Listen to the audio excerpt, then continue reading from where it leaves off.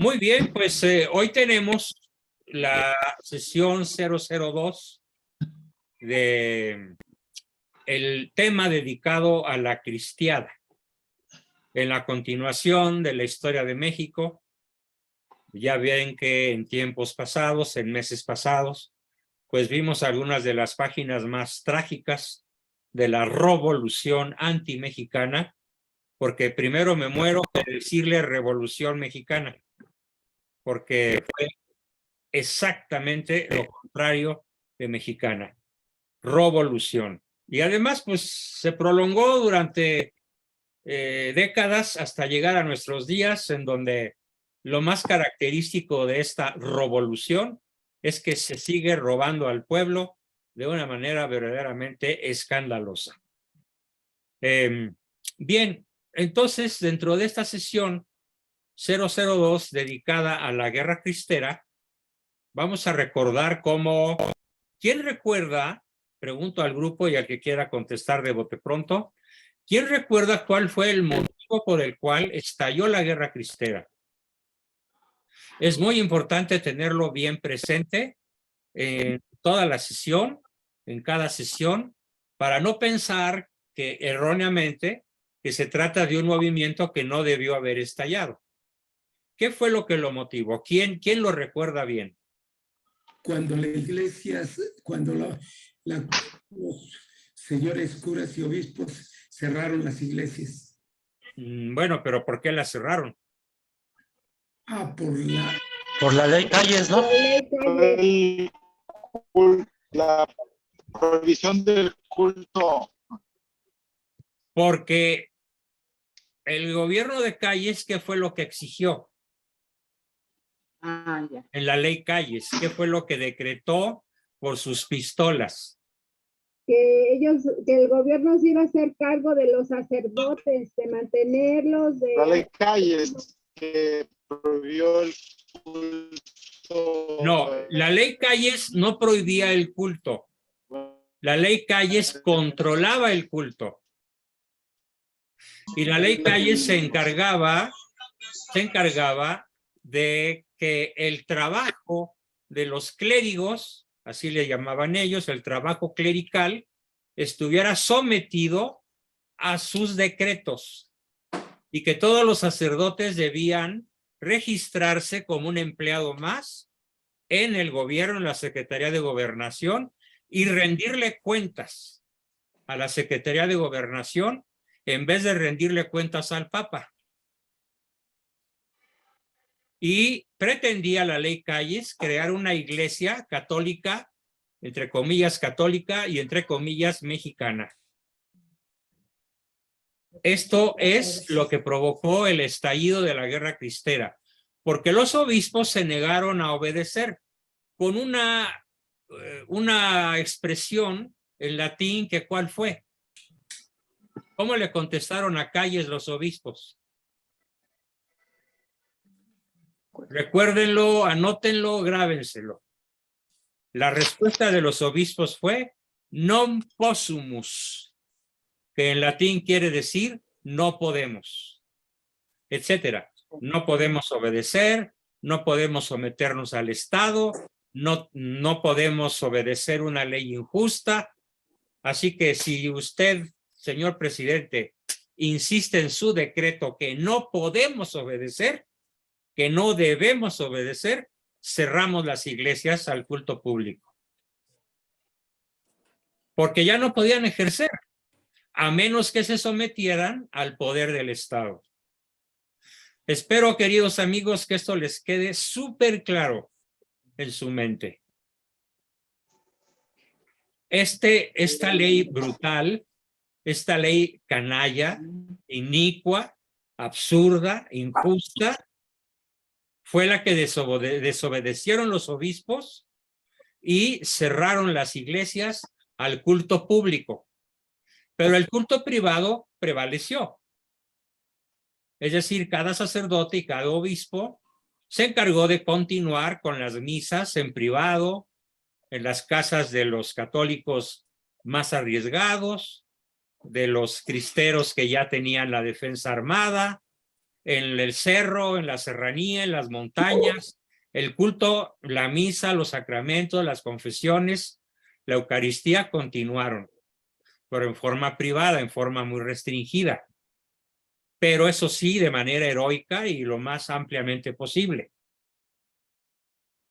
Ahí vamos, en que tengan muy presente el por qué estalla la Guerra Cristera, ¿sí? Y ahorita vamos a ver pues su continuación, es decir, qué sucede una vez que los obispos dicen no podemos obedecer una ley injusta. Y esto es una aplicación universal. Cualquier autoridad legítima puede lanzar un decreto, una ley, una orden injusta, una orden contra el derecho natural. Y entonces el católico o la persona cuerda, cuando menos, aunque no sea católica, tiene no solo el derecho de desobedecer, sino la obligación de desobedecerla y de proclamarla como una ley injusta. Por supuesto que eso también aplica en el matrimonio. El cónyuge afectado por una orden injusta del otro cónyuge tiene derecho a desobedecer y a decir, como los obispos dijeron, non possumus, no podemos, no queremos y no debemos, porque es una ley injusta. Los hijos también tienen ese derecho. Y yo digo tienen porque, bueno, en mi caso, pues ya mis padres ambos gozan de la dicha celestial y ya no estoy de ninguna forma sometido a su autoridad. Pero si ellos en cualquier momento de su vida hubieran lanzado una ley injusta, como a veces solían hacerlo cuando éramos muy chavos, y eso nos llevó a decir, no, no papá, no es conveniente, no es correcto, no es adecuado, porque la ley natural, la ley divina dicen otra cosa.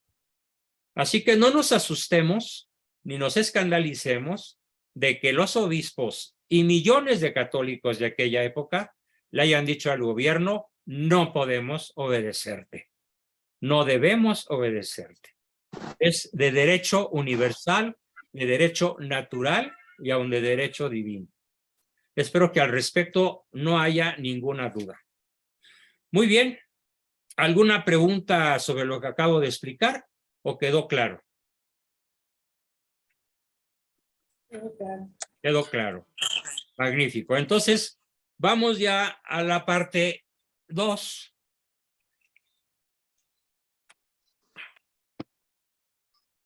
De nuestro taller. Vamos a leer un poquito, explicar un poquito, y cualquiera que tenga alguna duda, levanta su manita para expresar alguna duda. Si considero que es prudente darle la palabra sobre la marcha, así lo haremos, y si no, pues nos esperamos al lapso dedicado a preguntas, aportaciones y dudas. Al decidirse, comienzo con esto. Al decidirse los obispos por la resistencia contra el gobierno, contaban con la fidelidad del pueblo católico y no se frustraron sus esperanzas. Su actitud fue un factor esencial de movilización. No vamos a usar la palabra revolución, porque la palabra revolución en su génesis es diabólica. Digamos que Dios es el autor de la evolución en caso de que ésta exista. Abro un pequeño paréntesis científico. Nadie ha podido demostrar, y Darwin menos que nadie, que la evolución existe. No ha sido demostrada. Pero suponiendo que exista, el que conduce la evolución como inteligencia ajena y superior y omnipotente a la evolución, para que ésta se dé, es correcto entonces hablar de una evolución, pero no deja de ser todavía una hipótesis. Entonces, ¿qué significa revolución? Significa lo contrario de evolución. ¿Quiénes fueron entonces? Voy a silenciar al grupo. Se oía por ahí como un barco o un oleaje o un tren, no sé, pero bueno. Entonces, ¿cuál es el origen de la palabra revolución? Es justamente lo contrario a evolución. Es un movimiento retardatario. Es un movimiento en contra del orden natural, en contra de la ley de Dios, en contra de los mandamientos de la ley de Dios. Y el mejor ejemplo de lo que es la revolución, más que otras que también las hubo, es la Revolución Francesa. La Revolución Francesa destruye el orden social totalmente, que en aquella época se fincaba sobre el reinado de los reyes, en este caso del que le tocó, Luis XVI, a quien junto con su esposa y su familia pues le cortaron la cabeza.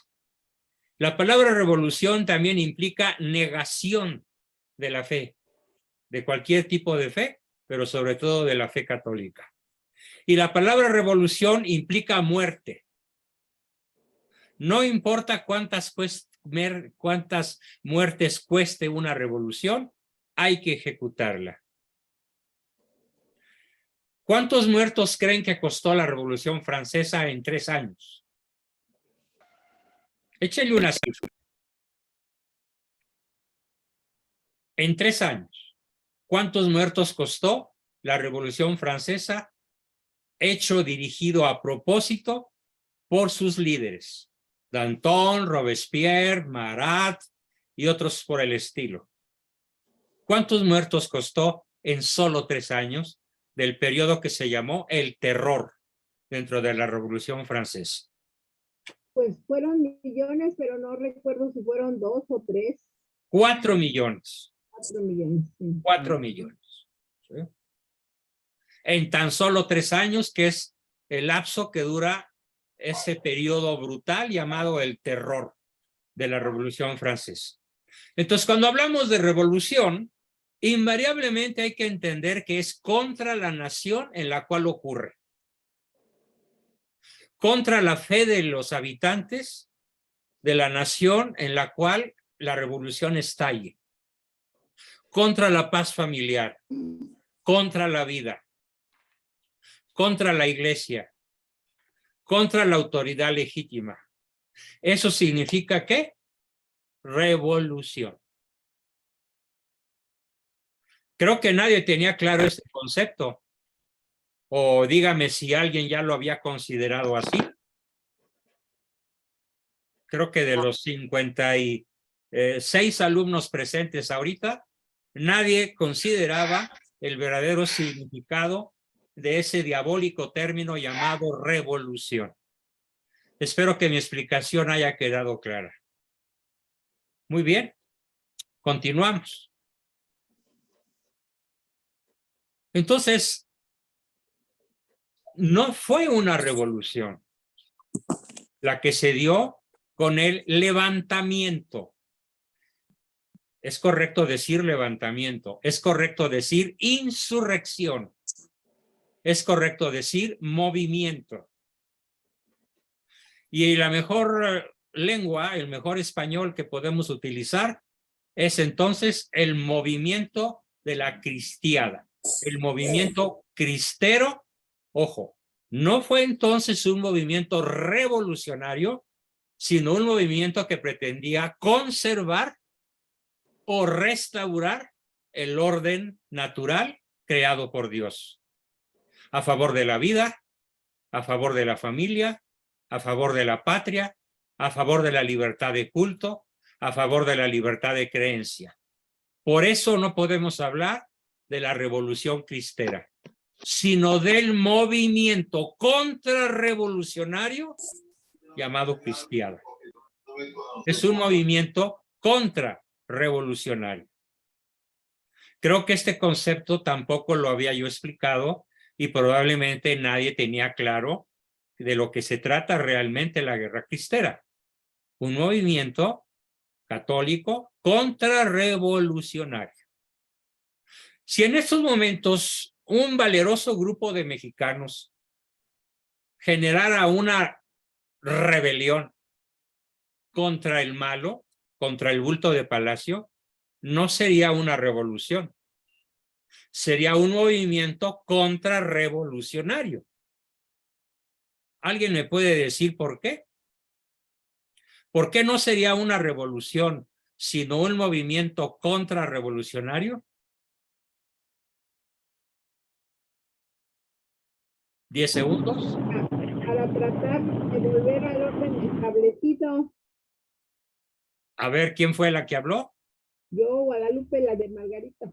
Lupita, ¿qué fue lo que expresaste? Dilo más cerca de tu micrófono para escucharte mejor.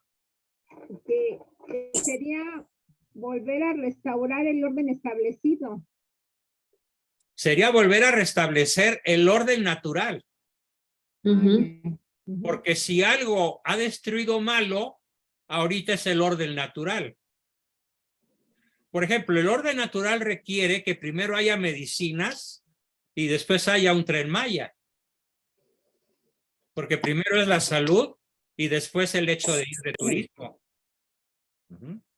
El orden natural reclama que primero haya mujeres atendidas en sus reclamaciones de cáncer y otros desórdenes de la salud, que una refinería que no va a servir para nada en un momento en el cual el planeta evoluciona hacia las energías limpias y a dejar en desuso el petróleo y la gasolina.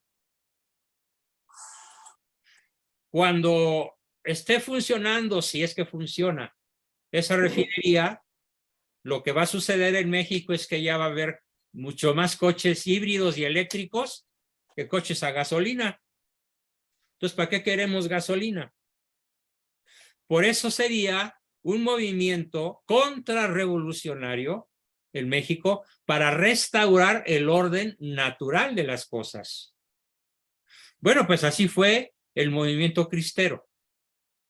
Un movimiento contrarrevolucionario para restaurar el orden natural de la vida, de la libertad de creencia, de la libertad de cultos y de otras multitudes de libertades que el tirano Calles había destruido con su espíritu revolucionario, es decir, contra la vida, contra la familia, contra la iglesia, contra Dios, contra el orden natural. Esto es muy importante que nunca lo vuelvan a perder de vista. Muy bien. Entonces, los obispos predicaban indiscutiblemente la resistencia, con todo derecho. Resistencia, desobediencia. Evitar un mal mayor era una razón pueril en aquellos momentos, pues la ideología atea y la letra de la Constitución antimexicana. Recuerden todos que mi padre escribió un libro, me extraña que no me lo hayan pedido, que se llama La Revolución de 1917, destructora de la nación mexicana. Y esta Constitución que nos rige el día de hoy, lanzada en 1917 y celebrada cada año por la masonería, es profundamente destructiva de los principios naturales sobre los cuales se asienta y se enraiza en el alma mexicana su verdadera nacionalidad. Destruye. ¿Cuál es, a ver, una pregunta al grupo abierta, pregunta abierta? ¿Cuál es la principal arma de destrucción masiva contra el orden natural, contra el orden religioso, contra la familia, contra la vida, que está en el artículo 3 de nuestra Constitución? Educación. Educación. Muy bien, Lili. ¿Qué dice el artículo 3? Que la educación debe ser laica. Correcto. Laica. Laica. Problema, laica. ¿Y qué significa laica? en México? Sin Atea. Dios. Sin Dios. No solo sin Dios, contra Dios. ¿Por qué? Por una razón muy simple que nos la explica Cristo. El que no está conmigo está contra mí. Entonces, en todos los textos de educación, primaria, secundaria, prepa, universidad, doctorado, el concepto de Dios, el concepto de alma humana, el concepto de trascendencia e inmortalidad, el concepto verdadero de iglesia, está eliminado desde 1917. ¿A qué ha dado origen el laicismo ateo en México? ¿A qué ha dado origen? Descristianización. Descristianización. ¿Qué Falta más? de identidad. Perdón, Alfredo. Sectarismo. Falta de identidad, doctor. Falta de identidad, muy bien. Sectarismo, pero Pérdida sobre de todo un ateísmo práctico, que consiste en que la gente en general, pues sí, cree en Dios, porque pues sus abuelitos creían en Dios, sus bisabuelitos con mayor razón, sus tatarabuelos todavía más, sus papás un poco, y bueno, pues fueron bautizados. Pero no hay una militancia real en nuestra fe, porque nadie los educó en nuestra fe. Ni la iglesia se ha enfocado realmente al rescate de las familias en la educación de la fe, y obviamente el Estado ha procurado continuar con su negación de Dios, y ahora el bulto de Palacio quiere dar un avance brutal en contra de todo lo que es lo correcto. Bien, entonces queda muy claro, pues, que la ideología atea y la letra de la Constitución, que hoy todavía nos rige a través del artículo 3º, que dice que la educación tiene que ser laica y gratuita. Ahora una pregunta al margen. ¿Es gratuita? ¿Realmente es gratuita? ¿O nos cuesta a todos? Comenzando por mantener a los zánganos, huelguistas, destructores, ateos, a la horda de maestros que tienen en su poder a la niñez mexicana. Uno de los sindicatos más corruptos del país, que deja al sindicato de Pemex y a otros en calidad de niños de teta, es el sindicato de maestros. Es el más corrupto de México. Es una verdadera mafia. Y lo digo con conocimiento de causa. Entonces, ¿en manos de quién está la niñez y la juventud? En manos de una mafia atea, materialista y de comportamiento inaceptable. Además, que hacen lo que quieren sin que el gobierno ose tocarlos ni con el pétalo de una rosa. Durante cuando menos 2 años se echaron encima de las vías del tren. En Michoacán, en Guerrero, en Oaxaca y en otros estados de la República. E impidieron el libre tránsito de mercancías. Hasta por 48 meses. ¿Y qué hizo el gobierno? Nada. Los dejó allí, echados, impidiendo el libre flujo de la economía del país. Pero claro, esto muy pocas personas lo saben. Entonces, ¿a quién se enfrentaban los obispos de esa época? A las mafias, porque ya había sindicatos dirigidos por masones muy poderosos que tenían una mentalidad muy parecida a la que ahora tienen los mafiosos del sindicato de maestros, o del sindicato de Pemex, o del sindicato de la Compañía de Luz y Fuerza, que ahora se llama Luz y Fuerza, ¿sí? O Comisión Federal de Electricidad, perdón, dirigida por un mafioso que tiene orden de aprehensión en los Estados Unidos y que ahorita debe estarse muriendo de miedo, de terror, porque ya pescaron a uno de los testigos que lo vio asesinar al famoso Kiki Camarena, y me refiero a Caro Quintero, que fue tomado prisionero por la DEA. Diga lo que diga malo, la DEA fue la que afortunadamente pescó a Caro Quintero, sí, con la ayuda de algunos marines mexicanos. Y les tengo una trágica noticia. 10 minutos antes de estar con ustedes, vi un video subido por quién sabe quién, donde se demuestra que el helicóptero fue abatido con rifles Barrett de calibre 50, llamados perforadores de tanques y matapolicías. Ya está demostrado. Nada más que no va a salir en las planas del Universal, ni del Reforma, ni del Excelsior. Va a estar en la red y se los voy a difundir. Como los 14 marinos que murieron fueron asesinados por los narcos, en venganza por la captura de Caro Quintero. Esto no es una opinión, es un hecho consumado, es un hecho confirmado. Regresando al punto, pues, además, la conducta, ¿a qué se enfrentaban los obispos? Pues a lo mismo que hoy. Nada más que hoy están acomodados a la conducta inaceptable de los gobernantes, a la solidaridad interna manifestada en las sociedades masónicas. Porque en México siempre ha habido logias variadas. Ahora sí que de chile, de dulce y de manteca. Y a veces se pelean entre sí. Por eso murió Colosio. Por eso murió uno que otro político de alto nivel. Porque las logias se pelean entre sí. No siempre están de acuerdo en a quién le toca el poder, a quién le toca la sucesión presidencial. Y cuando no se ponen de acuerdo, pues vienen los muertitos.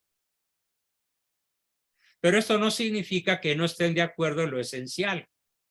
Y lo esencial en la masonería es la destrucción de la familia, de la vida, pero sobre todo de su enemiga principal, la Iglesia Católica. Considerando también la ayuda oficial con dinero de la hacienda pública para protestantes y cismáticos. Sí, desde 1917 hasta 1936, con el gobierno de Cárdenas, el gobierno antimexicano apoyó con cantidades megamillonarias a las sectas cismáticas y heréticas que tenían como misión aniquilar o al menos disminuir la fe del pueblo de México. A eso se enfrentaron los obispos también. Todo ello indica, dice el artículo que escribí para cooperar con todos ustedes a este formidable e importantísimo conocimiento histórico, todo indicaba que el fin perseguido por la revolución, o mejor dicho, revolución antimexicana, era la aniquilación del catolicismo. Esto era lo que los obispos querían evitar, la aniquilación del catolicismo, la aniquilación de nuestra fe, tomando en consideración el verdadero significado de la palabra aniquilación, que significa convertir en nada algo que existe. No es lastimarla, no es sujetarla, no es oprimirla, no es tenerla bajo mi autoridad, no. La palabra aniquilación implica su absoluta desaparición. Como cuando una bomba atómica, no podemos decir que mata. Una bomba atómica aniquila, porque convierte en fragmentos atómicos todo lo que encuentra a su paso. Sobre todo si se trata de un ser vivo. Así que se trataba pues de la aniquilación de la iglesia. Esto es lo que provoca la rebelión de los obispos. Y fíjense qué cosa más importante. Dicen ellos en el documento del 25 de julio de 1926. Todos los obispos están de acuerdo en lo siguiente. La iglesia puede subsistir sin diezmos, o sea, sin la limosna del 10% de nuestras utilidades de los católicos. La iglesia puede subsistir sin diezmos. La iglesia puede subsistir sin propiedades. La iglesia puede subsistir sin frailes y hasta sin religiosos y aún sin templos. Pero de ninguna manera la iglesia podría subsistir sin libertad y sin independencia.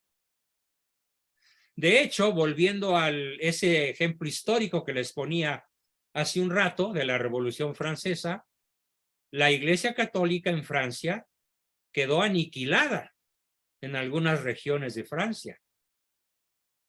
Y más de 200 años después, no hay iglesias católicas y no hay habitantes con la fe católica. Y son los que han llevado al poder a la izquierda. Como bien calculado 200 años antes, necesitamos arrancar de raíz el catolicismo de Francia para que en el futuro las próximas generaciones voten por nuestra ideología atea, comunista, izquierdosa, como la que ahora vemos en el partido llamado Morena, o mejor coloquialmente la 4T. Esto se logró en Francia hace más de 200 años, a fines del siglo XVIII. Y esto se logra en México, en gran parte del territorio mexicano, con la Revolución Antimexicana. Hay un lugar de la República Mexicana donde más se logra, mucho más que ningún otro. ¿Cuál creen ustedes que puede ser? En Tabasco. Pues otro peor todavía. ¿En Chiapas? No, Pero en Chiapas no se logró, ni en Oaxaca. En el Estado de México, que nunca han soltado el poder los del PRI. Sí, pero por fortuna está el PRI, ¿eh? Y no Morena.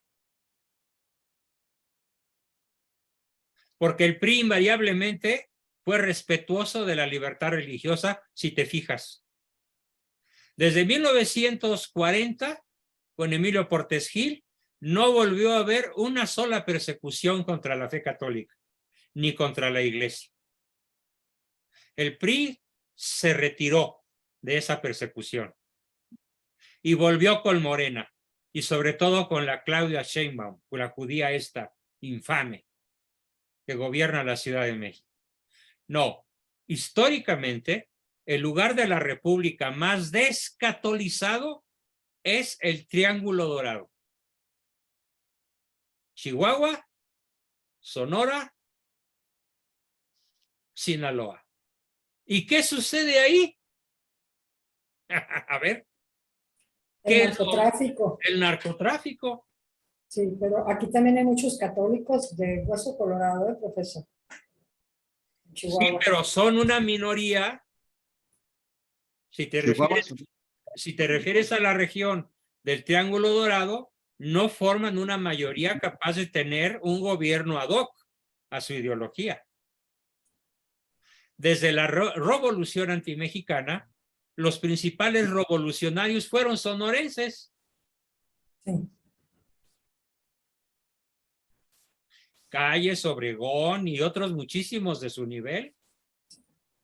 Y Sonora, y Sinaloa y Chihuahua, sobre todo en esa región en donde se da el famoso Triángulo Dorado, pues es la principal proveeduría de droga de los Estados Unidos. Y la principal fuente de inseguridad para todo el país. Y de corrupción, no se diga. Bien. Entonces, la carta pastoral la carta pastoral que emite la Iglesia el 21 de abril de 1926 decía: ha llegado el momento de decir non possumus, en latín no podemos.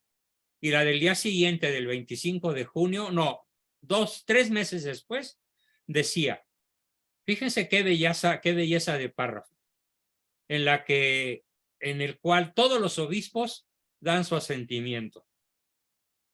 Sería criminal de nuestra parte tolerar esta brutal situación. Y una vez seriamente entablado el conflicto, si por vergonzosa cobardía de las filas, de los que estáis en el combate, humanamente hablando, estamos perdidos. Y México dejará de ser un pueblo católico. Imitad a todos los verdaderos amantes de las libertades patrias, que en todas las épocas de la historia han sabido mantenerse firmes en la brecha. Hago aquí un pequeño paréntesis para decirles que hace un par de años el obispo Thomas Homestead de Arizona hizo una carta pastoral que, ¿cómo creen que se llamó? Firmes en la brecha. Y cuando un amigo mío, amigo de él, le preguntó, señor obispo, ¿de dónde sacó ese nombrecito? El señor obispo don Thomas Homestead contestó, pues de la carta que los obispos católicos dirigieron al pueblo de México en abril de 1926. Firmes en la brecha. ¿Tienes la brecha?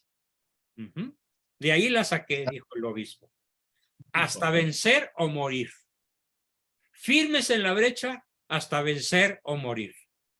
Y mirad, dicen los obispos, la constancia de los primeros cristianos que murieron como los buenos, logrando que su sangre de mártires fuese semilla de nuevos y nuevos y nuevos conversos a la fe católica. Cierro comillas. Y esto fue lo que hicieron los cristeros, narro yo. Sin embargo, continuó mi narración, los obispos, al mismo tiempo que provocaban la movilización de los católicos, precisaban que ellos no querían otra resistencia que la resistencia pasiva y pacífica. Sí queremos resistencia, decían los obispos, pero no queremos que tomen las armas. ¿Pero qué creen? Muchos católicos, sobre todo en Jalisco, ya las habían tomado. Desde marzo de 1925, o sea, un año antes, después del cisma de la Soledad, en la que un grupo de soldados y de mujeres capturadas por los soldados invaden el Templo de la Soledad en la Ciudad de México y pretenden formar la Iglesia Católica Mexicana, que fue un rotundo fracaso que no duró más de unas horas. Después de ese cisma de la Soledad, un movimiento armado se apodera de la Parroquia de la Soledad para fundar la Iglesia Católica Apostólica Mexicana, ideada por el personaje ya mencionado en sesiones pasadas, Luis Napoleón Morones. Fue un ridículo tremendo. Entonces el obispo de Aguascalientes llamaba a sus diocesanos al combate con estas palabras. Abro comillas. Es evidente que una terrible lucha se emprende en nuestro país en contra de la Santa Madre Iglesia Católica. Los atentados como el de la Soledad seguirán y las profanaciones se repetirán si nosotros los católicos no nos organizamos para hacer frente a nuestros enemigos, no con la fuerza de las armas, pues no es esa la fuerza de la Santa Iglesia, sino con la oración común y con la acción uniforme para poder oponernos con éxito a esta tiránica imposición. El obispo que escribió esto se llamó José de Jesús Manríquez. Y por 3 veces seguidas, este obispo, a pesar de haber publicado una carta tan entusiasta, ¿sí?, por 3 veces prohibió entre 1925 y 1926 el recurso a la violencia armada. El 10 de marzo de ese mismo año 26, el arzobispo de Monterrey exigía que sus diocesanos no... fíjense qué grave esto. Ahí empezó a desgajarse la unidad de los obispos. Con este señor obispo de Monterrey, Monseñor Díaz. Exigía que sus diocesanos mantuvieran un respeto absoluto a las autoridades, aun en el caso de que éstas fuesen malas. Qué absurdo, digo yo, pero el obispo sostenía: de una vez que declaramos que nunca sería lícito recurrir a la rebelión, a la violencia, a la acción violenta, declaramos que es mejor obedecer a las autoridades, aunque éstas sean malas. Hace un rato hablaba yo de la unidad de los obispos. La legítima defensa, no la... A ver, espérenme, no ¿apoyaba? interrumpan sin levantar la mano.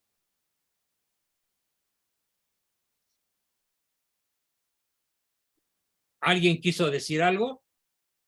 Ahorita que estaba yo hablando de la carta de Monseñor Díaz. Muy bien. Hasta ahorita yo estoy abriendo mi micrófono. Yo lo que quería decir que este obispo no apoyó la legítima defensa. Es Y correcto. eso no puede ser. Es correcto, Leonardo. Él fue el primero de los obispos que empezó a desgajar la mazorca. La mazorca de los obispos empezó a desgajar y al final quedaron 3 fieles a la lucha, firmes en la brecha. De esta historia nos vamos a ocupar. Qué grave es que de un paquete completo, al final, por 1929, solamente queden 3 que apoyan la rebelión cristera. Pero vamos a ver por qué y cómo ocurrió. Con la finalidad, con el ánimo de que no nos ocurra a nosotros. Porque a ellos, ¿qué fue lo que les ganó? El espíritu del mundo, la comodidad, la pérdida del apoyo del gobierno, el miedo a la persecución, el miedo al martirio, el miedo al qué dirán, el miedo a la crítica de la prensa norteamericana, el miedo a lo que quieras. Y únicamente 3 obispos mexicanos prevalecieron firmes en la brecha, cuando al principio todos estaban firmes en la brecha y hasta presumiéndolo. Y bueno, como decía mi papá, más pronto cae un hablador que un cojo. Vamos a ver la historia, o cuando menos el comienzo de este desgajamiento de la resiedumbre que al principio del conflicto manifestaron los obispos. Cuando se suspendió el culto, los prelados exhortaron a los católicos a abstenerse de toda manifestación que pudiera provocar desórdenes.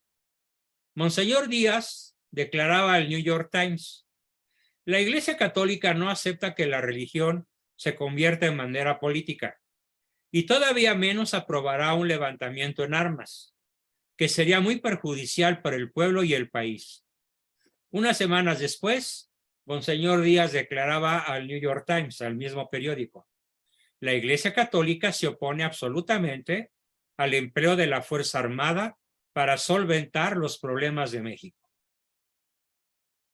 Pero en ese momento, atención con esto, en ese momento ya se habían levantado los primeros cristeros y el gobierno acusaba a los obispos de ser los jefes de estas partidas episcopales. Así las llamaba Calles. A los primeros grupos que estaban formados por centenares, no por miles todavía, pero sí por centenares de católicos armados, mal armados pero armados, Calles, el tirano, las llamaba partidas episcopales, lo cual era absolutamente erróneo. Porque ni eran partidas. La palabra partida se aplica a criminales. Una partida de criminales. Sí. Una partida de revolucionarios. Una partida de asaltantes. Pero no se aplica a un movimiento legítimo, la palabra partidas. Y las llamaba episcopales también de modo absolutamente erróneo, porque nunca los obispos, no al menos en masa, dieron su apoyo al movimiento armado. dieron su apoyo al movimiento de resistencia, pero solamente 3 obispos de 40 y tantos o 50 y tantos que había en aquella época dieron su apoyo al movimiento armado. El 7 de noviembre de 1926, que es el primer año del conflicto, el general Obregón declaró a la prensa que la suspensión del culto católico era una maniobra política para levantar a las masas populares contra el gobierno. Es efectivamente la suspensión del culto lo que puede marcar el comienzo de la guerra cristera, la cristiada.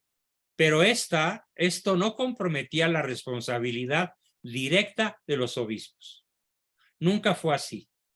Ellos nunca tuvieron la responsabilidad de que numerosísimos grupos armados, prácticamente en 28 estados del país, salvo 2 o 3 excepciones, se levantaran en armas. Pero ahora veamos, antes de terminar los 12 o 13 minutos que nos quedan,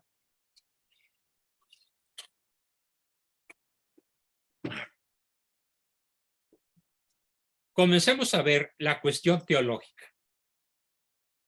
La cuestión teológica involucrada en el levantamiento armado llamado la cristiada. Puesto que era un hecho consumado, que la guerra cristera estaba ardiendo ya, la Iglesia reaccionó muy prudentemente y en el plano teológico primero era imposible esquivar el problema, ya que no pocos jefes cristeros acudieron a consultar con sus párrocos, con sus sacerdotes, con sus curas, con sus párrocos.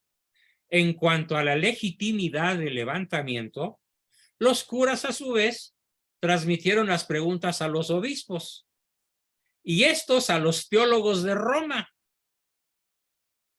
Pero la Liga Nacional Defensora de la Libertad Religiosa todavía no se lanzaba a la lucha armada. Pero sí los grupos cristeros, sobre todo en Jalisco, Michoacán, Colima, Guanajuato, principalmente en esos 4, los jefes cristeros ya estaban tomando lo mismo rancherías que pueblos medianos y grandes y hasta ciudades grandes. Bueno, pues entonces los curas que estaban cerca de los insurrectos hicieron llegar la consulta hasta Roma. Fíjense qué fuerte esto. Y el Comité Episcopal del Observatorio Romano, o sea, el diario oficial del Papa, contestó así: no les quedan a las masas que no quieren someterse a la tiranía y a las cuales no detienen ya las exhortaciones políticas del clero, otra cosa que la rebelión armada. Cita del Observatorio Romano del 1 de noviembre de 1926. Y continúa el Observatorio Romano, el diario oficial del Papa. ¡Qué belleza de párrafo! Hay casos en que los teólogos católicos autorizan no la rebelión, sino la defensa armada, la resistencia armada contra la injusta agresión de un poder tiránico, después de agotados inútilmente los medios pacíficos. Entonces, ¿quién dio su apoyo teológico de modo irrefutable, contundente a la rebelión cristera? ¿Quién la dio? El Papa. El Papa. La curia romana, los teólogos romanos, los juristas romanos, los que sí saben del asunto, dijeron: los cristeros tienen derecho no a la rebelión, sino a la defensa armada contra la injusta agresión de un poder tiránico después de agotados inútilmente los medios pacíficos. Ya se habían agotado los medios pacíficos. Ustedes se podrían poner a platicar con una serpiente cobra, de esas que están diseñadas para atacar a cualquier cosa que se mueva. Es una serpiente mínimo de 2 metros de largo, de 40 kilos de peso y de una velocidad superior a los 100 kilómetros por segundo en su forma de atacar. Y es infalible. Una mordida de cobra, prácticamente nadie se salva. De hecho, todavía en la India se cuentan por docenas de miles los muertos por año mordidos por una cobra. Entonces, ¿se puede uno sentar a platicar con la cobra? No, espérate tantito, no seas tan rápida. Déjame sacar la pistola. Oh. Bueno, pues el gobierno de Calles era peor que 1000 cobras juntas en su capacidad letal, en su afán de aniquilación de la Iglesia de Cristo, de la Iglesia Católica. Así que se habían agotado absolutamente los medios pacíficos. Esto debe de quedar bien claro. El episcopado, sin embargo, el episcopado mexicano no había dado ningún documento en que se declarase que hubiese llegado en México este caso. El caso que ya contemplaba Roma. Los obispos mexicanos no se habían atrevido a decir, pues ese es el caso de México. Pero ¿cuántos jefes cristeros ya lo habían considerado? Todos. Y no solo. El general Enrique Gorostieta, que era un general federal, o sea, era un federal laico. Sin embargo, tenía una esposa muy piadosa y ella lo convence de que los cristeros tienen razón. Tienen razón en los términos en los cuales lo expresa la Santa Sede. Y el general Gorostieta, después de leer este documento, decide poner su experiencia militar, sus armas, su partida de soldados, que eran muchos, a la causa de la fe católica, apoyado en el documento romano. Algunas semanas después, la Liga Nacional Defensora de la Libertad Religiosa presentaba al Comité Episcopal un memorial en el que le pedía varias cosas. 1, la acción negativa, que consista en no condenar el movimiento armado. 2, una acción positiva que consistiese en sostener la unidad de acción por la conformidad de un mismo plan y un mismo caudillo.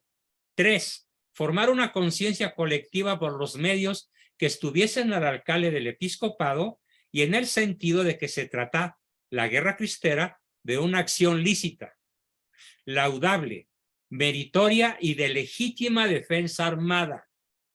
Esto le pedía la Liga a los obispos. 4, que se habilite canónicamente vicarios castrenses, o sea, sacerdotes militares en campaña, capellanes. Se ruega a los obispos en urgir y patrocinar una cuestión desarrollada enérgicamente para que los católicos ricos suministren fondos al movimiento armado, los cuales se destinen a la lucha y que ni siquiera siquiera por una vez en la vida los católicos ricos comprendan la obligación en la que están de contribuir a la libertad de la patria. Y como en las buenas narraciones, dejo en suspenso a esta carta de la Liga Nacional Defensora de la Libertad Religiosa. ¿Qué fue lo que contestaron los obispos? Tan. Lo diré, lo explicaré la semana próxima. Con eso terminamos la exposición de hoy. El relato se pone cada vez más interesante y vamos a ver ahora sus preguntas, sus aportaciones, sus dudas, etcétera. Adelante, por favor. ¿Quién comienza?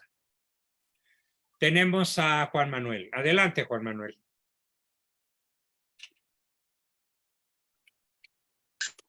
Es lo que estaba diciendo usted ahorita, que a través de la educación se está descristianizando al país. Se llama secularismo. Sí. Vi un programa en Cisne Radio con ¿cómo se llama? Jaime Duarte. Con Jaime Duarte. Ese programa sí estaba muy bueno. Entrevistó al doctor Manuel Ocampo Ponce. Él explica muy bien lo que es el secularismo en México y se los recomiendo que lo vean porque ahí te da muy bien toda la definición y te das cuenta cómo sutilmente el gobierno pues sí cristianiza pues a todos. Ahorita hay muchos jóvenes que nacen en familias católicas, pero conforme van pasando el tiempo se vuelven ateos. ¿Y a qué lo atribuyes? Tú Pues mismo a la lo acabas de decir.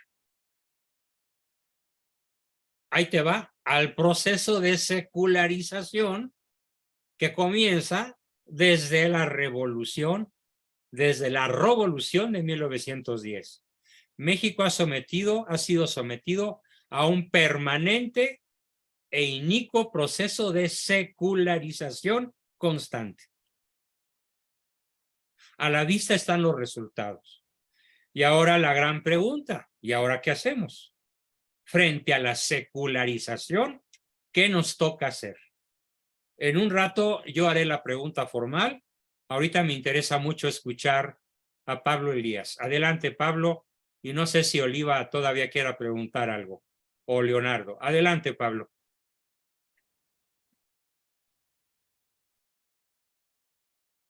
Prende tu micrófono. Sí. Pablo Elías, prende tu micrófono, ya.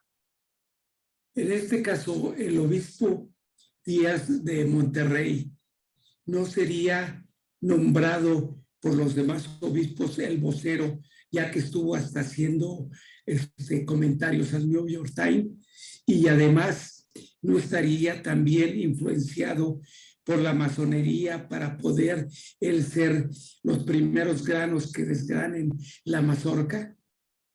Muy probablemente tienes razón en tu observación. Es muy probable, aunque no está probado. O sea, no hay documentos que avalen que fue presionado directamente por la masonería o que fuera nombrado por los obispos como vocero de ellos ante la prensa extranjera.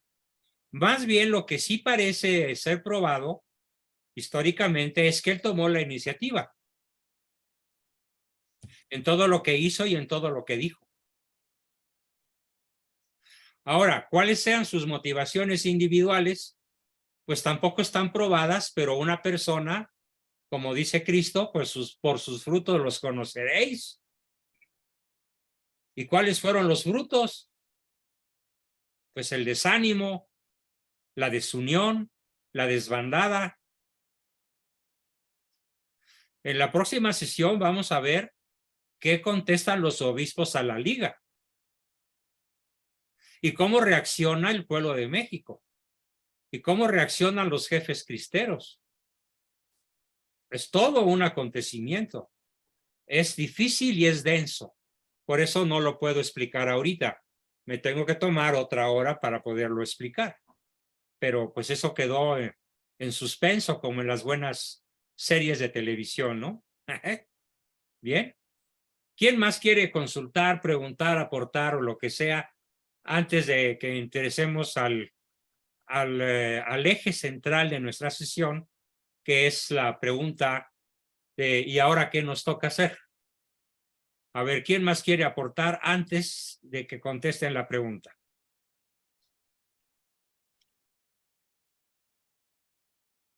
Yo, doctor Sara. Sara, adelante, Sarita.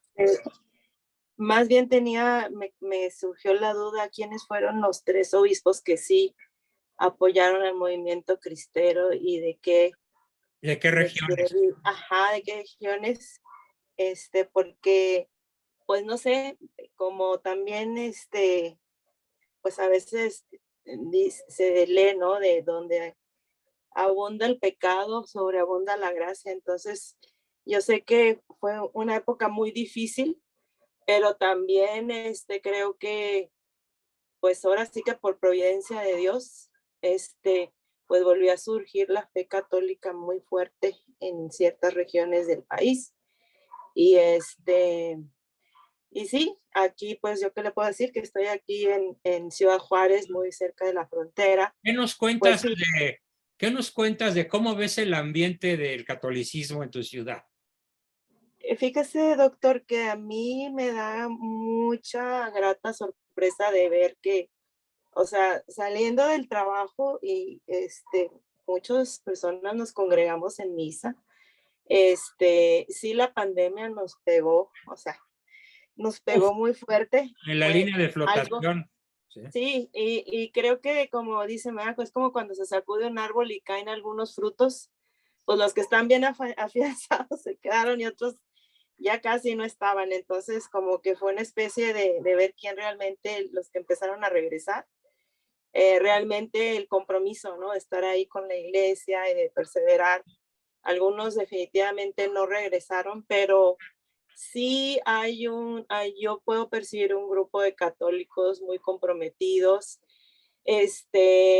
Hay también un grupo de católicos que se están preparando. Tenemos una escuela de teología y pues en pandemia estuvimos trabajando por Zoom, aprendiendo y estudiando, entonces no se terminó, o sea, sí, fue un bajón, pero orgullosamente le digo que pues yo he estado visitando varias iglesias y pues ya sé que no está rebosante como antes, pero están las adoraciones al Santísimo, están las capillas de adoración perpetua, están los grupos de Rosario, entonces me da mucho gusto compartirles que poco a poco han estado regresando, pues algunos con temor y otros ni modo, nos aguantamos el miedo, nos cubrimos con gel y vamos a misa y vamos a confesarnos y yo he visitado varias iglesias de aquí de Juárez y ahí ya está el movimiento pues ya agarrando otra vez su ritmo, ¿verdad? Los grupos de la iglesia,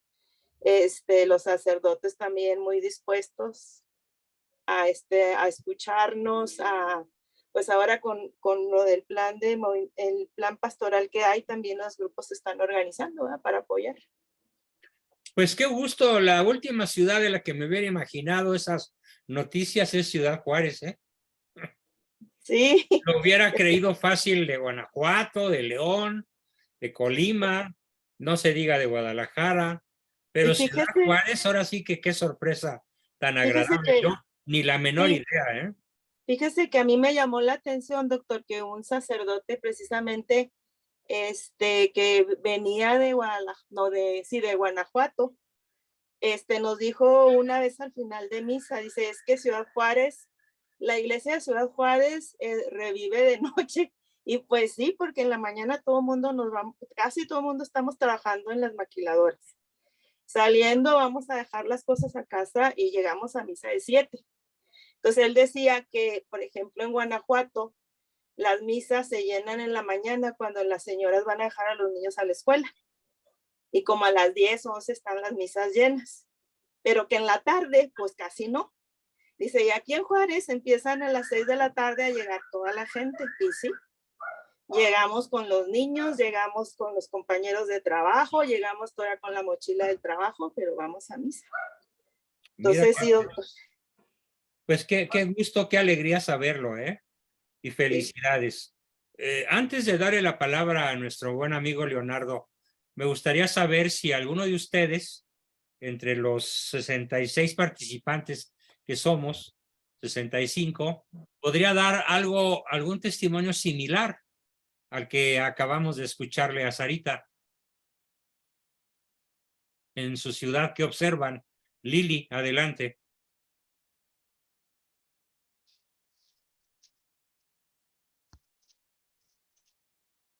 Buenas tardes a todos.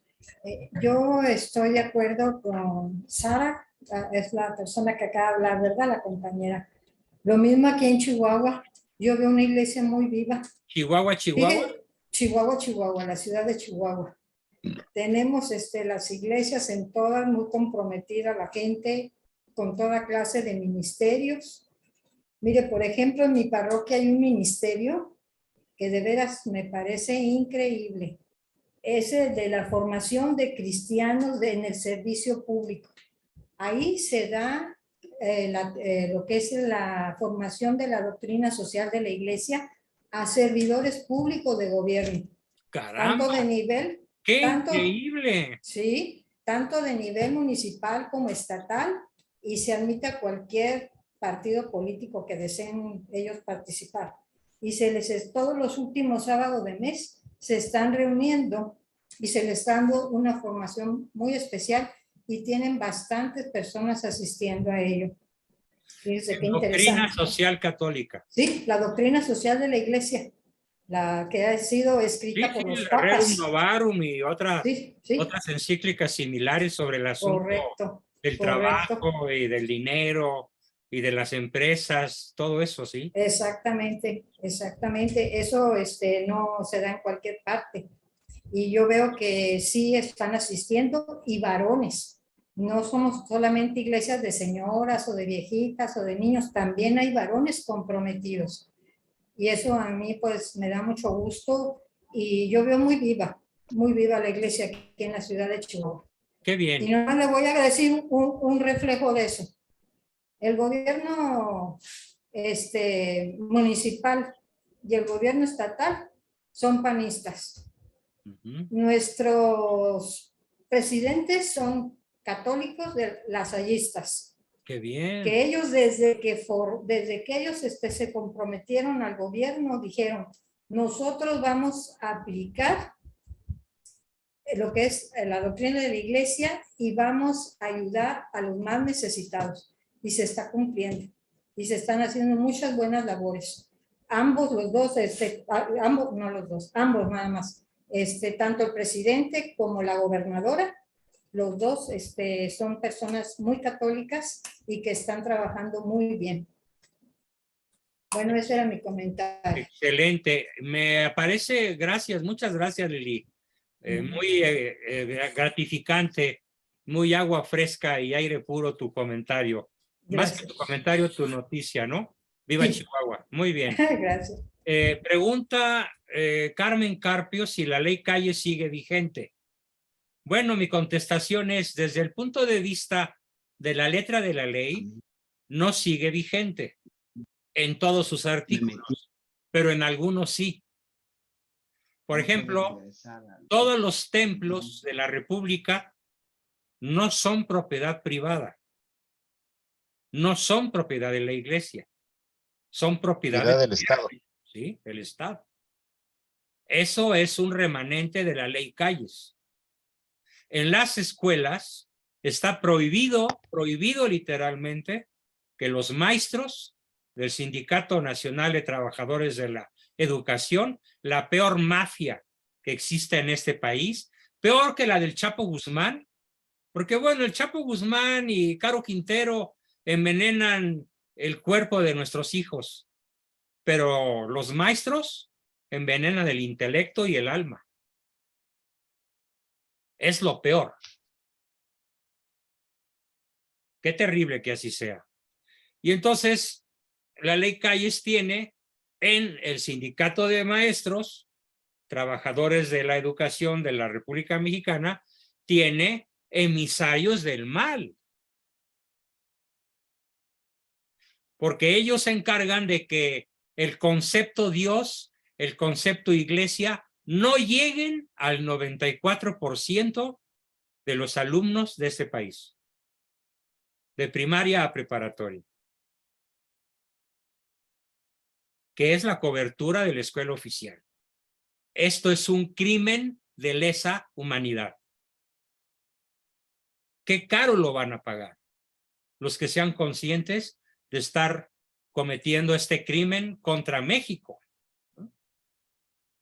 Es un remanente de la ley Calles, que no necesita estar en la Constitución como lo estuvo en aquella época, pero que sigue el espíritu masónico que Calles logró inocular a la Constitución mexicana y dejarlo vigente hasta nuestros días. ¿Bien? Esa es mi respuesta para la pregunta que hace Carmen Carpio. ¿Quién será peor, la SNT o CNTE? Bueno, yo le pregunto a Lupita qué es peor, morir ahogado o envenenado. Sí, da igual, ¿no? De todas maneras te mueres. Entonces, ¿cuál es peor? Pues no importa cuál es peor. Los dos son emisarios de Satanás. En fin, tenemos manos levantadas. A ver si hay otro comentario que contestar. Yo no puedo regresar al ambiente de la conferencia. Estoy en participantes levantando la mano, pero no sé si me puedan escuchar o no. Ya voy para allá, Leonardo, calma. Te tocaba ahorita a ti. Nada más estaba revisando si había algún otro comentario que contestar de mi parte, pero ya tienes el micrófono y danos tu imagen también. Bueno, yo lo que quería decir, por ejemplo, en el ambiente que se hizo aquí religiosamente, yo estuve participando ¿Dónde es en aquí? educación para... Espérame, ¿de dónde? En Tlanepantla, perdón. En el área de Tlanepantla, donde estuvo... En el área de Tlanepantla, donde fue obispo el cardenal ahora Aguiarretes. Sí, lo conozco. Él promovió mucho las sesiones de educación para una nueva sociedad, que fue un libro que se hizo por todo el episcopado. Y yo estuve participando en la parte de la dimensión educativa de aquí de Tlanepantla. Y estuvimos trabajando también en coordinación con la Unión Nacional de Padres de Familia. Bien. Entonces, yo soy miembro de la Unión Nacional de Padres de Familia y me invitó el que ahora es obispo, Monseñor Samaniego, a trabajar en la dimensión educativa. Y entonces, pues, fue muy importante estar visitando a las escuelas católicas. Entonces, apoyamos a Monseñor Aguiarretes para sus visitas pastorales, y pues lo que se veía era una gran preocupación y ganas de participar para que la educación estuviera nuevamente basada en valores, porque es lo que ha dado al traste a esta situación tan negativa que se vive en México. Si no se educa bien, pues no va a haber ciudadanos que no van a servir ni para Dios, ni para la patria, ni para la familia, solo para los narcos. Eso es un comentario muy valioso para los narcos, porque luego a mí me preguntan, ¿de dónde salieron 3 millones de narcos? Porque para su conocimiento, en este país se dedican al narcotráfico formalmente 3 millones de personas. Ay, cabrón. ¿Sí? ¡Qué locura! ¿De dónde salieron? Imagínate, 3 millones de personas. 3 millones dedicados al narcotráfico. Y de hecho... Pues de las malas familias mexicanas. No, de las malas familias mexicanas. No. Principalmente de la causa raíz de la educación atea, Leonardo. Por supuesto, claro. Y eso se refleja en la familia, desintegra familias y luego viene el narco. Y los chavos creen que lo máximo de la vida es tener un arma, una metralleta Uzi, un arma de alto poder, un automóvil de lujo y una mujer para cada día de la semana. Que es el modelo que presenta Netflix, con singular realismo, y que en vez de convertirse en una crítica, se convierte en un señuelo terriblemente atractivo para cualquier televidente que no tiene formación. Pero el origen, la raíz es la educación atea, intencionalmente sostenida ya durante casi un siglo por la revolución antimexicana. Bien. Exactamente. Gracias, Leonardo. Tenemos a Faustina, la hermana Faustina. Una aclaración antes. Hace un rato que leí un comentario. Dije Carmen Carpio. Me equivoqué. No es Carmen, es Germán Carpio. Perdón, Germán, por cambiarte de sexo y de nombre. Lo que pasa es que no traigo ahora los lentes más apropiados, así que mi vista es un poco borrosa. Discúlpame. Bien, entonces tenemos a la hermana Faustina. Adelante, Faustina. Sí, buenas noches, doctor. Buenas noches a todos. Regálanos tu imagen para ver a todas las hermanitas, ¿no? Si se puede. Like y atea. Sí, ya no sé. Sí, doctor, nada más para comentarle con respecto a la situación de la religión. Nosotros estamos viviendo acá en los Altos de Jalisco, San Julián. Ajá, bien. Sí, es de los Altos. Conozco bien toda la región, sí. Qué bueno, doctor. Pues aquí, gracias a Dios, la gente es, como dijéramos, practica la religión. Después de la pandemia, pues gracias a Dios la gente ha acudido así a la Santa Misa. Aquí es muy admirable porque van familias enteras.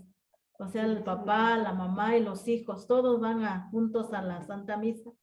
Y también pues frecuentan mucho lo que es el sacramento de la confesión. Casi todos los días hay confesión. Y también visita al Santísimo todos los días. Se expone al Santísimo. Y la gente... ¿Y hay afluencia fuerte de fieles? Sí, doctor, mucha familia, toda. Y son varias iglesias, son tres, casi los domingos siempre hay misa.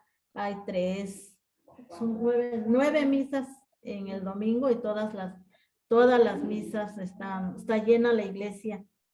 Y o sea, la gente también, pues en el tiempo de la pandemia se puso como, mucha gente sentía así como tristeza porque no se podía acercar a los sacramentos. Sí, claro. Pero ya después que ya hubo reapertura de esto, pues ya gracias a Dios la gente sigue normalmente. Pues hay mucha esperanza sobre este aspecto de la religión, y porque pues mucha gente hace oración, o sea que la gente es muy activa, rosarios todos los días, pues para ayudarnos en todos los aspectos. Muy la bien. oración es una base. Excelente. Oye, Faustina, atrás de ti veo algunas cabecitas por ahí. Hazte un ladito para verlas, ¿no? Hola, hermanitas, ¿cómo están? Qué gusto saludarlas. Muy buenas. Nada más veo las manitas así. Qué bueno. Qué gusto. Hola. Magnífico. Gracias, hermana Faustina, por tu comentario. Y tenemos la mano levantada de Patricia. Adelante. Sí, doctor, disculpe que no ponga la imagen, tengo COVID, estoy en cama. Mira, pero qué valiente que estés aquí, ¿eh? Bárbara, mis respetos. No, es un honor de poderlo escuchar. Pues nada más comentarle 2 cosas. Una es que me gustaría leer los documentos que mencionó el día de hoy, como el del Observatorio Romano. Ajá. Y las otras cartas, ¿dónde las podría yo ver? Y y también comentarle aquí con respecto a mi comunidad en Tultepec, Estado de México. ¿Tultepec? Pues se sigue Estado de México, Tultepec. Muy bien. Y pues la gente está asistiendo a las misas, tenemos las misas llenas. Siguen los sacramentos de confirmación, jóvenes. Hoy se fueron como 10 jovencitas a un retiro vocacional con unas religiosas de San Judas Tadeo. Y pues, o sea, yo estoy sintiendo un resurgimiento, pues, o sea, que ya está volviendo la gente.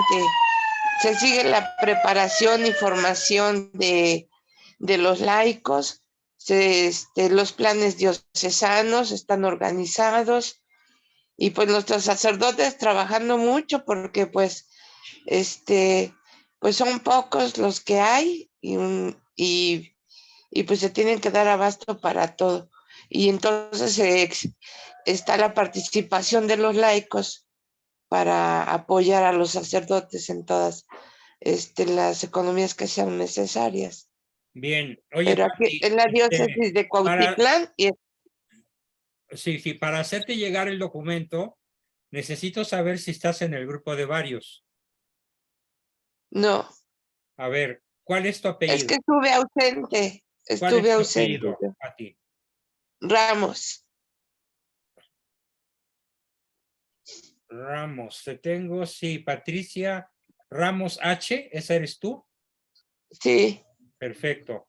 Ya te añadí al grupo varios y el documento te llegará o al rato o mañana. De hecho, Ok, le ya agradezco. hoy mandé al grupo varios y mandé al grupo de los viernes el documento de la sesión anterior. Ok. El documento en Word de la sesión anterior ya está enviado y el documento de la sesión de hoy también lo voy a enviar y así me voy a ir por fragmentos para que, bueno, es una de las grandes tranzas que les aprendí a Dostoyevsky, a autores ingleses, a los grandes novelistas del siglo pasado que hacían llegar sus novelas por entregas. Y cuando llegaba la siguiente entrega, los muelles de Nueva York estaban llenos de 10,000 o 15,000 personas esperando que llegaran los libros de Dickens desde Londres. Así que ahora espero que con mucho interés esperen la siguiente entrega, tanto del documento físico en Word como de la sesión y su contenido.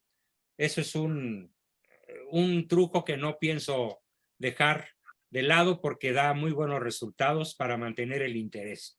Bien, gracias Pati, ya estás añadida y te llegará el documento. Tenemos muchas gracias. otra manita levantada por aquí, Marisela Valdés. Adelante, Marisela. Hola, buenas noches, doctor. Hola, muy buenas noches. Yo soy de Querétaro, y le quiero comentar que aquí en Querétaro las iglesias pues siguen con la fe muy ferviente, somos todavía católicos muy conservadores. Sin embargo, aquí en mi colonia, yo soy catequista del Buen Pastor, es un método Montessori de 5 años. Y cada que les explico eso a los papás, preguntan que por qué tanto tiempo. Y se van a las iglesias que preparan a los niños en 3 meses para cualquier sacramento. No, bueno. Entonces también estábamos... Es como si para ir a competir a las Olimpiadas entrenaras 2 veces a la semana, ¿no? Exactamente. Y yo en esta colonia, doctor, siento que hay una crisis de la fe católica porque los niños no asisten a misa. Después, de por sí no asistían, después de la pandemia no asisten, o sea, se cerraron las iglesias y ese fue su pretexto para no asistir.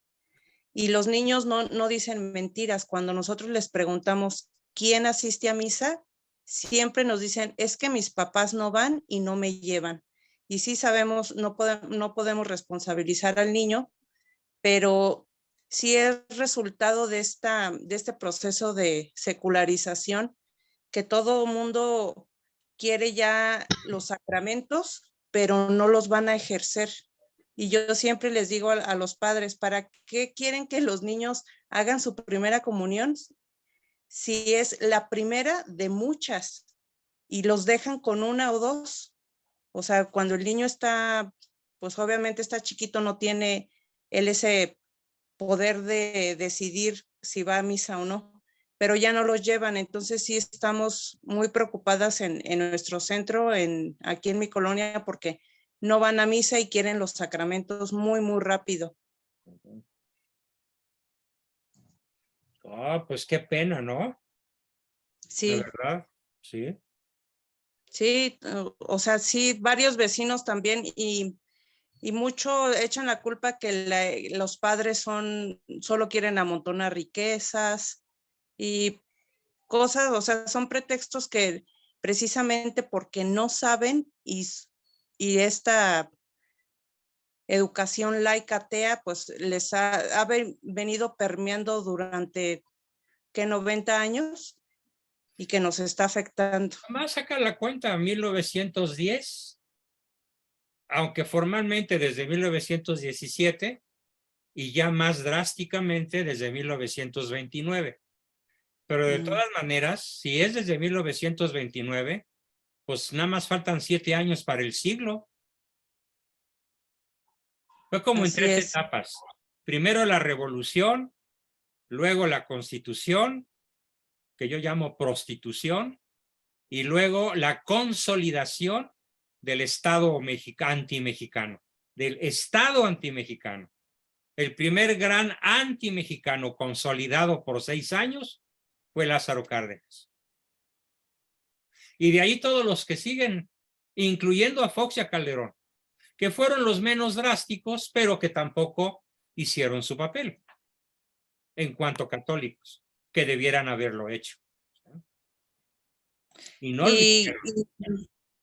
Y sabe qué, doctor, que le voy a decir y le voy a confesar que yo entré a la carrera de Derecho aquí en la UAC, en la Universidad Autónoma de Querétaro, y sí me alejé mucho de la iglesia. Incluso mis ensayos que hacía era defendiendo la Constitución de 1917, creyendo que nos daba libertad y, o sea, me tragué el cuento de la educación atea. Es que dime cuántos se lo tragan.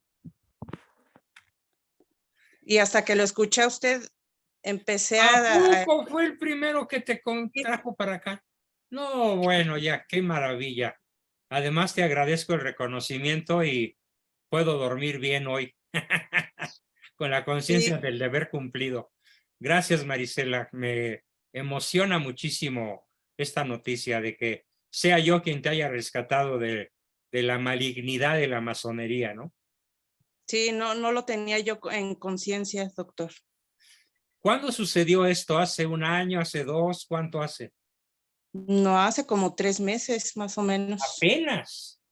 Sí, apenas. Oh, bueno, pues estás nuevecita en el equipo. Sí. Sí. Bienvenida. Qué gustazo, ¿eh? Además, sí, eres joven y tienes toda la vida por delante, así que pues a sonarle duro, ¿no? Sí. Para sí, que claro. otras personas de tu edad o menores o mayores se den cuenta de cómo viven en el error. Sí, porque he querido yo platicar con ellas y sacar estos puntos que usted ha dado, pero no es gente que está ciega, sorda y no, o sea, no quieren salir del error. Y aparte el progresismo que hay ahorita con todo lo de la ideología de género y todo eso, pues sí me he dado unos encontronazos con familia, con compañeros de trabajo, pero pues es siempre defendiendo la verdad. Qué bien, oye, pues qué emoción saber todo eso, ¿no? Muy bien. Sí, así es. Aquí tenemos a una persona, Leticia Martínez. Leti Martínez, ¿eres Leti Martínez Peña? Nada más dime sí o no. Leti Martínez Peña.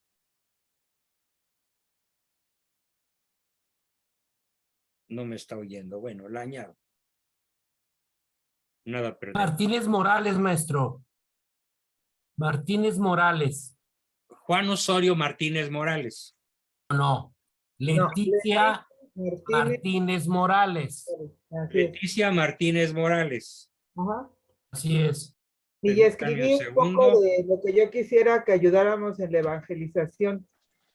Sí, pero no yo cómo ponerlo de la manita, pero lo puse en el chat.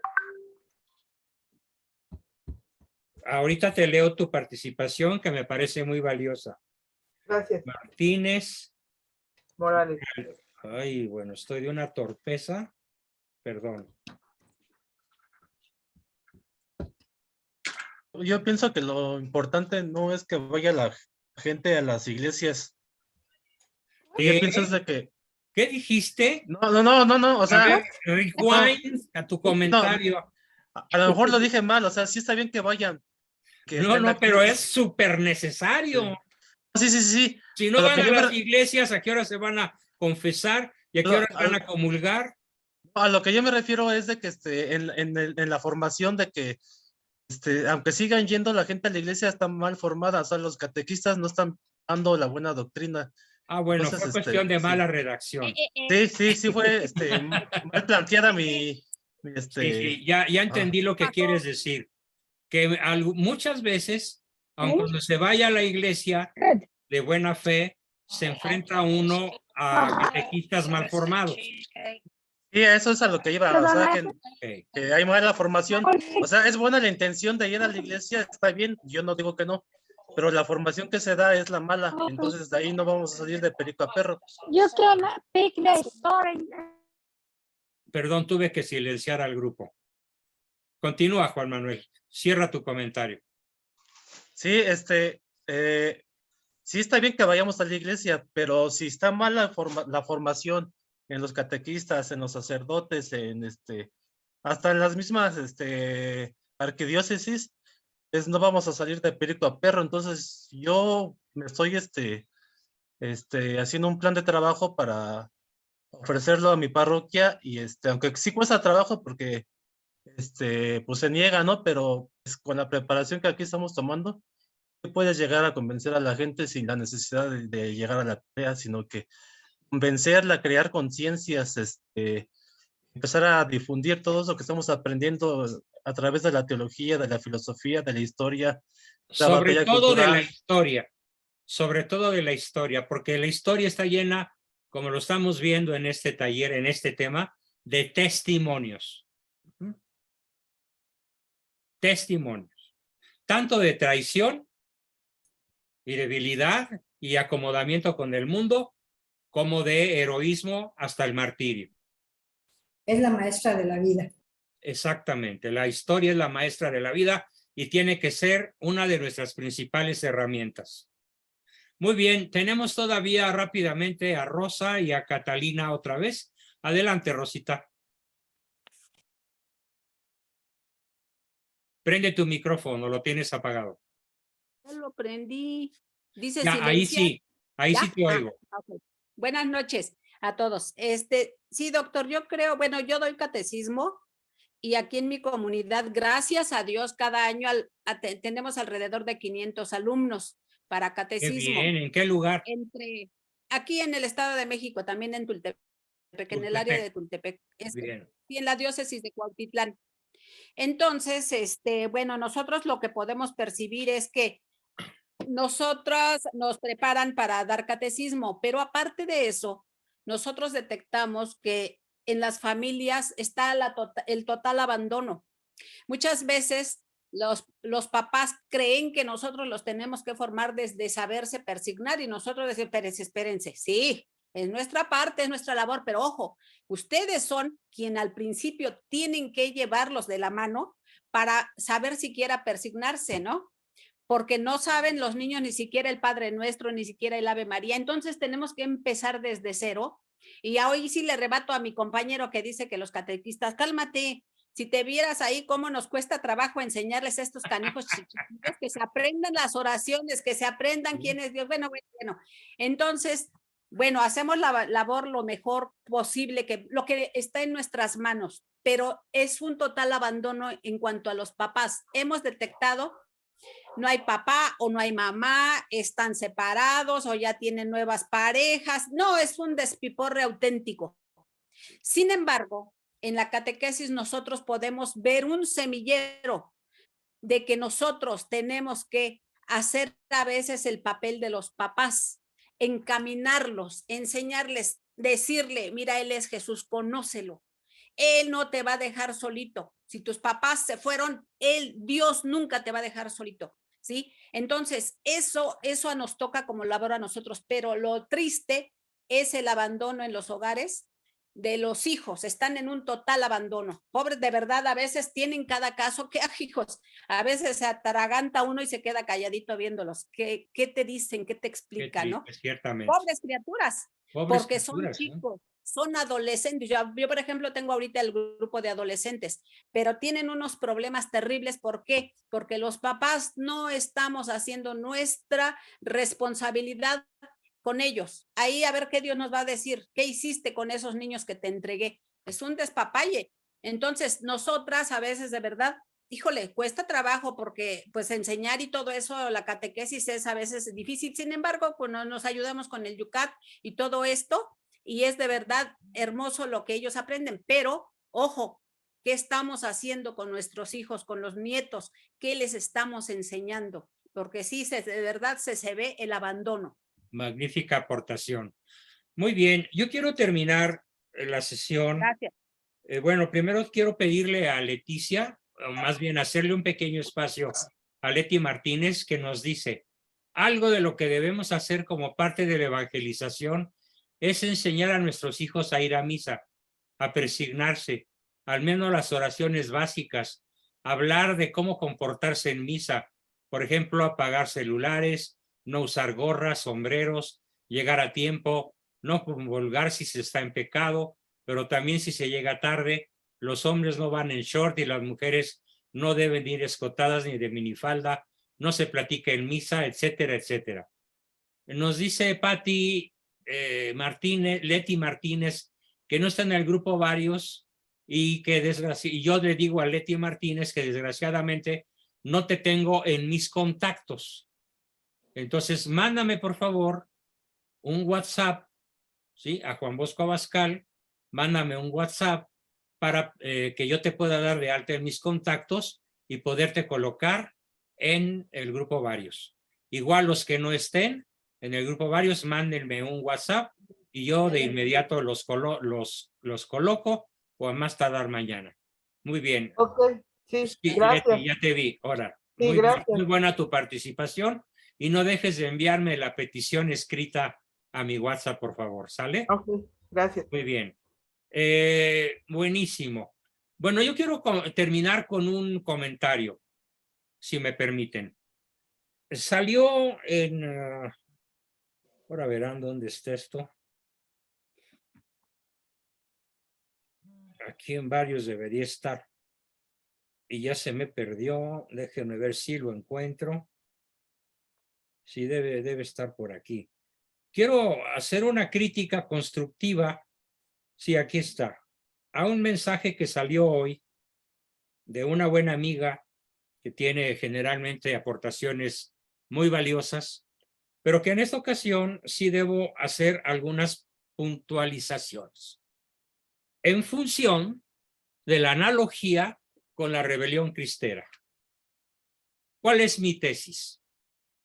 La tesis que lanza Melissa en este cuadro que está en el grupo varios dice que basta para evangelizar con ser muy respetuoso con el jefe, ser muy amable con los colegas, ser muy buen ejemplo a seguir con los subalternos y con el personal de servicio, con los que barren y limpian, ser muy agradecido.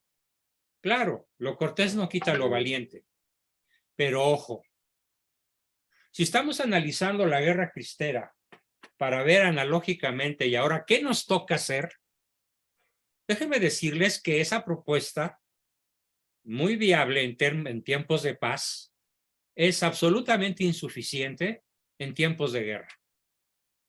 Y hoy estamos en guerra. Lo acaba Rosa de describir de una manera contundente. El hogar deshecho, los hijos abandonados. Entonces, ¿qué nos toca hacer? Testimoniar a Cristo. Dar testimonio en la oficina. A ver, mi hermano Carlos, con el que tuve algunas diferencias de tipo estratégico, pero nunca de fondo. ¿Él qué tenía en su oficina? Él era el secretario de Gobernación y el secretario del Trabajo. Y lo primero que se topaban los masones al entrar era un crucifijo de bronce marca diablo, ¿sí? Como decían ellos. ¿Qué pasó? ¿Sí? Y atrás el cuadro de Iturbide. Y a la derecha un cuadro en réplica original de la Virgen de Guadalupe. ¿Es usted católico? Sí, a mucha honra. ¿Y no le da pena exhibir sus símbolos en un país laico? Ah, bueno, le explico a usted, señor licenciado, decía Carlos, mi hermano. No es lo mismo laico que ateo. Pero aquí en México ser laico es ser ateo. Yo soy católico y al mismo tiempo que respeto la fe o que vivo mi fe profunda y en público respeto las leyes del Estado. ¿Sí? Y le explicó cuál era la forma de respetar las leyes del Estado. Sin embargo, Carlos, mi hermano, despedía a los masones con que la Virgen de Guadalupe os acompañe. Que el Señor guíe sus pasos. Y así fue los 6 años de su participación en el gobierno. Entonces, este mensaje no basta, dice, Así evangelizamos en la oficina. No, no basta. Tenemos que dar un testimonio aguerrido. Un testimonio audaz, atrevido, intrépido. Ir más allá de estos 4 excelentes consejos. No basta para evangelizar ser respetuoso con el jefe y con los subalternos ser un buen ejemplo a seguir y ser amable con los colegas y ser agradecido con el personal de servicio. No basta. Eso lo puede hacer un ateo. ¡Claro! Esto lo puede hacer cualquiera. Cualquier ateo, cualquier masón. Es más, los masones se caracterizan por la excelente forma de relaciones humanas que tienen. Es más, en la masonería se las enseñan. ¿Sí? Lástima que no está por ahí mi buen amigo Adrián, pero él nos podría testimoniar lo que estoy diciendo como verídico. Hace falta el testimonio abierto, el crucifijo, la oración, la persignación, la prédica, la Biblia en el escritorio, el crucifijo, la oración al iniciar y al terminar un evento, que era invariablemente una costumbre de mi hermano Carlos. Estuviera quien estuviera, él iniciaba siempre sus eventos con un Padre Nuestro. Y a algunos les daba diarrea.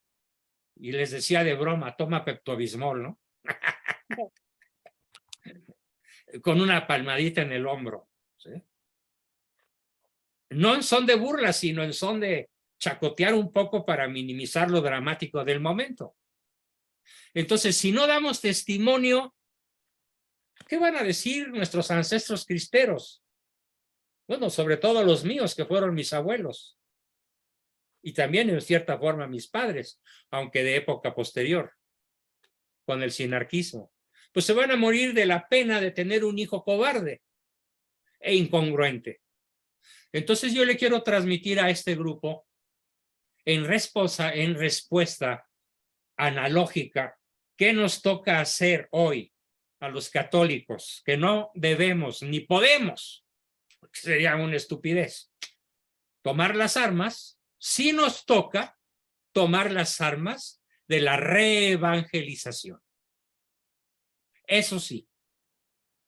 Y no basta con el cumplimiento de la ley natural. Tenemos que proclamar a Cristo y denunciar al maligno, donde quiera que estemos, en cualquier foro, en cualquier trabajo, con cualquier amigo, en una cátedra, en una reunión de barrio, en donde quiera que sea, nos toca denunciar al maligno y proclamar a Cristo como el camino, la verdad y la vida. Y si no, pues cuando crucemos la raya de la vida a la muerte, o mejor dicho, a la vida eterna, y nos enfrentemos a Cristo, ¿saben qué nos va a decir? Yo a ti no te conozco.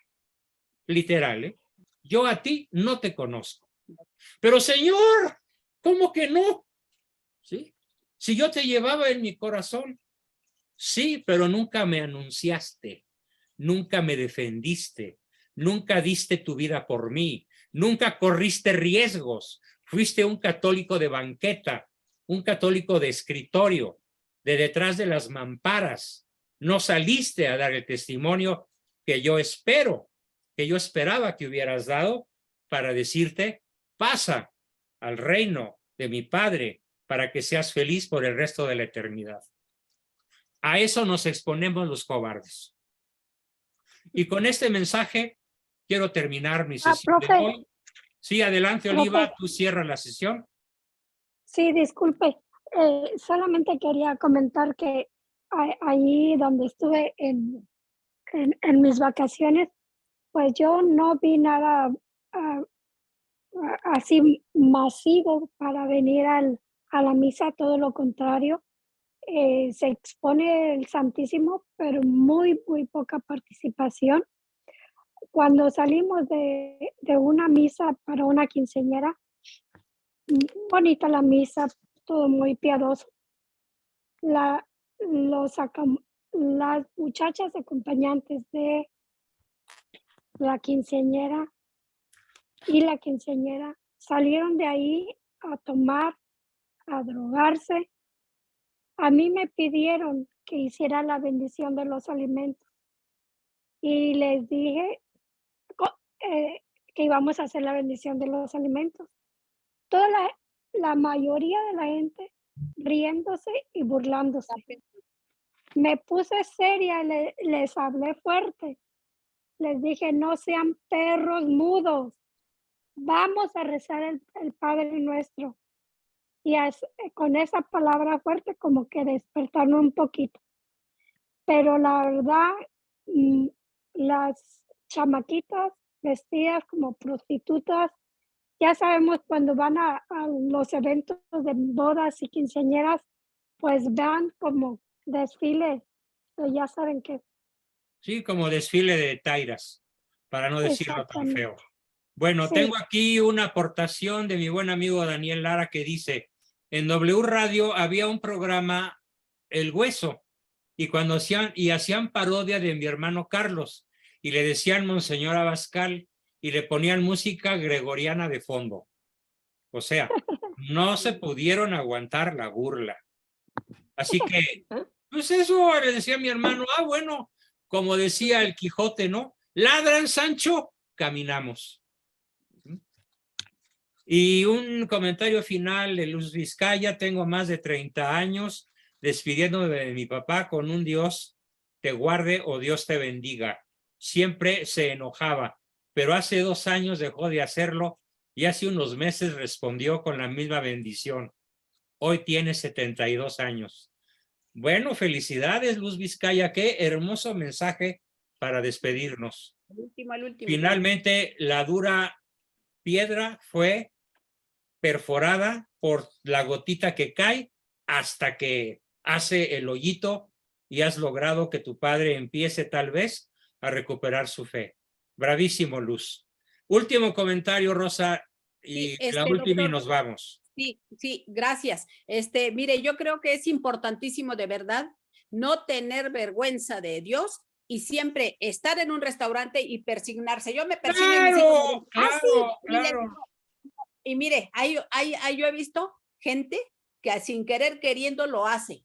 Ese es testimonio, ¿sí? Eso de verdad nos ayuda mucho. Y les voy a recomendar en Radio 620 a las 9 de la noche, dice 5 minutos de intimidad con tu Dios. Es una oración que a las 9 de la noche es hermosísima, diario a las 9 de la noche, acostumbrar a los niños de menos que lo oigan, ¿sí? Eso de verdad es testimonio, porque de ahí reforzamos lo que nos hace muchísima falta, ¿sí? Eso yo se los recomiendo en 6:20 a las 9 de la noche, 5 minutos de intimidad con tu Dios, y mire, es de verdad, nos carga la pila. Digo, eso es de lo poco que yo puedo recomendar, y bueno, pues hacer lo que nos corresponde de la mejor manera posible, lo que esté en nuestras manos. Y la otra, en un librito viejo que tengo de la Madre Conchita, para que ahí podemos, el Padre Nuestro, sí, antes se terminaba, decía, Padre Nuestro que estás en el cielo, santificado sea tu nombre, venga a nosotros tu reino, hágase, Señor, tu voluntad en la tierra como en el cielo. Danos hoy nuestro pan de cada día, perdona nuestras ofensas, como también nosotros perdonamos a los que nos ofenden. No nos dejes caer en la tentación y líbranos del malo. Pues hay que repetirlo de una vez que se lleve por ahí al maloso. Así era antes, como se rezaba, se los recomiendo. Yo le hago, líbranos del malo y vámonos. Yo me voy a una fórmula todavía más antigua, que no dice deudores, que no dice a quienes nos ofenden. Dice como lo rezó Cristo, deudores. Bueno, pues deudores. ¿Sí? Nuestras deudas y deudores. Y sí, al final, líbranos del malo. Nosotros así sí lo rezamos, desde niños, líbranos del mal. Muy bien, pues con eso terminamos, mis queridos amigos. Muchísimas gracias, magníficos testimonios. Como siempre, me quedo con las pilas cargadas y nos vemos el lunes. Muchas gracias. Muy buenas noches.